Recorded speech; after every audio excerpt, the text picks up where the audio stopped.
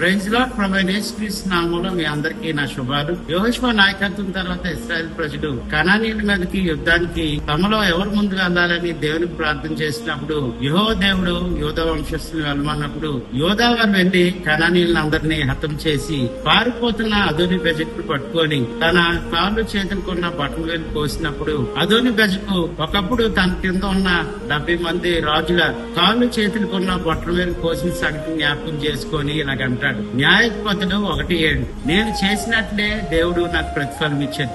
దావీదు జీవిత కాలంలో చేసిన పెద్ద పొరపాటు బెత్షెబాతో పాపం చేయడం. అక్కడితో ఆగిపోకుండా మరి బెత్షెబా భర్త అయిన ఉరియాని కుట్ర చేసి మరి చంపడం దావీదు చేసిన మరొక పెద్ద పొరపాటు. మనుషులు కాబట్టి మనం కూడా చాలా పొరపాటు చేస్తూ ఉంటాం, కానీ దావీదుగానే దేవుని సన్నిధిలో మరి మన తప్పులు ఒప్పుకొని పశ్చాత్తాపడినప్పుడు దేవుడు మన పాపాలను క్షమిస్తాడు. కానీ మన దోషాలకి తగిన శిక్ష అనుభవించక తప్పదు. దావీదు ఎలాగైతే బెత్షెబాతో పాపం చేశాడో అలానే తన కన్న కూతురి విషయంలో జరగడం కన్న కొడుకు తిరుగుబాటుకి కారణంగా మారింది. దావీదు అంతటి మహారాజు కూడా తను చేసిన దోషాలకి తగిన శిక్ష అనుభవించి తప్పలేదు. 118 కీర్తన 18, యెహోవా నన్ను బహు కఠినంగా శిక్షించింది గాని ఆయన నన్ను మరణమునకు అప్పగించలేదు.